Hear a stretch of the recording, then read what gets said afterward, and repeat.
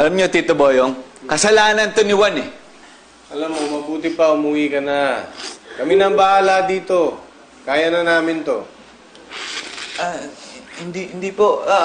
Okay lang ako dito. Okay lang ako dito magstay. Tatabihan ko si Happy hanggang sa maging okay siya. Kahit sa pagtulog, tatabihan ko siya. Para-paraan ka pa eh. Sige na, umuwi ka na. Kaya na namin to. Happy? Umuwi ka na. Baka kung magbago isip mo, ha? Umuwi ka na. Umuwi ka na! Oo. Sige po. Happy? Take care. Diyos ko, Lord, humirit ka pa. Happy. Anak. Sige lang. Sige na. Ay, nako. Sige, iyak mo lang yan. Lahat ng sakit na nararamdaman mo. Sige na. Ang sakit-sakit pala. Ang sakit-sakit.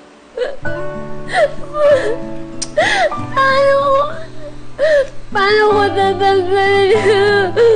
Anak, alam mo,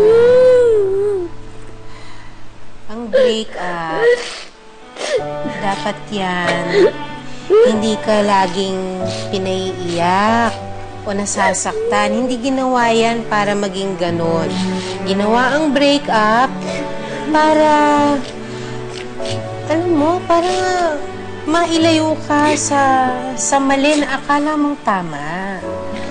Ganun yun. Alam mo, anak, tama lang yung ginawa mo, yung tinapos mo na yung relasyon mo sa kanya. Hindi naman tama yun na gagawin kanyang mukhang tanga dahil lang minahal mo siya. Mali yun, ha? Sorry po, sorry kung hindi po ako sumunod sa inyo noon. Hindi kung sumunod na lang ako at hindi naging matigas yung ulo ko. Hindi ako magkaganito. Tama na, anak. Huwag na natin balikan yon. Basta isipin mo na lang palagi na nandito kaming lahat para sa'yo. Tutulungan ka namin makabangon uli. O ganito, kung gusto mo kahit gabi-gabi pa tayo gumimik, okay lang, sasamahan kita. Okay lang yun. Okay lang yun, Happy. Ano? Gusto mo, restbahan na namin si Juan? Pangga, wag na. Ibalato mo na sa karma si Juan.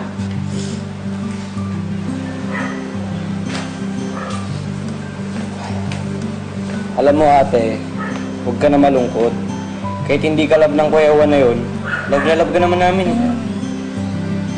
Love ko din kayo. Salamat na. Kayo talaga mapubuto ko ng lakas kayo.